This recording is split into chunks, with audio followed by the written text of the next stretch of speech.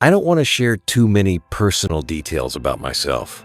Just know this, I've always been a loner, a bit of a reclusive guy. And my biggest habit was exploring abandoned places at night. While most people watched Netflix or played video games, I went exploring, and one night, I found a place I should have never stepped into. I spotted an old building on Google Earth, a tourist lodge that had been abandoned for about 15 years. It was deep in the woods, and locals said people had gone missing there.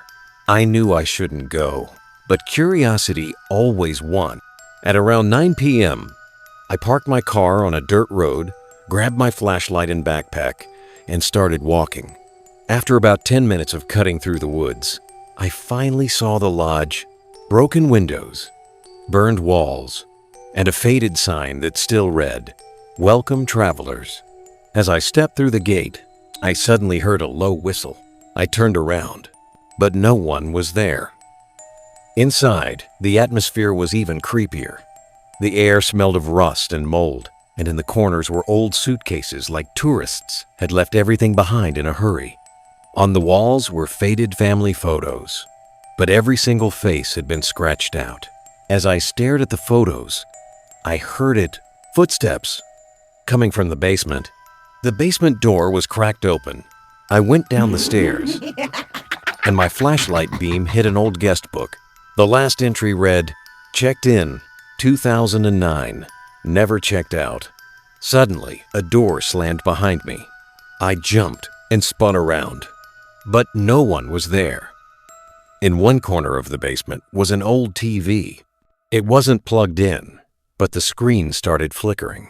And then words appeared, "You shouldn't be here." My hands were dripping with sweat. I grabbed my flashlight and bolted for the stairs. That's when I heard a female voice, whispering softly, "Please, help us." The voice was coming directly from a dark tunnel in the basement. I leaned forward just for a second to look inside, and I saw them multiple silhouettes standing still in the darkness. My flashlight started to flicker. Every time the light came back on, the silhouettes were closer. When it blinked off again, another step forward. I panicked and sprinted upstairs, racing through the lodge's main hall. At the reception desk sat an old service bell, and without anyone touching it, the bell started ringing by itself.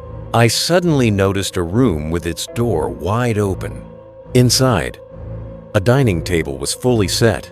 Plates, glasses, food like people had just sat down for dinner.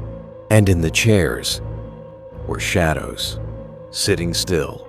One of them slowly turned its head and looked straight at me. I bolted out of the lodge. I swung the door open and ran into the forest. But the woods were dead silent.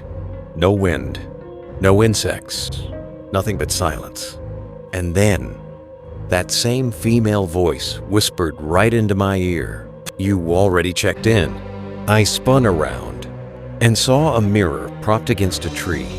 But in the reflection, it wasn't me. It was a burned tourist, staring back. Somehow, I made it back to my car. I jumped in, started the engine, and glanced into the rearview mirror. In the back seat sat an entire family, the same ones from the scratched-out photos on the wall, and they all whispered together, "You never checked out."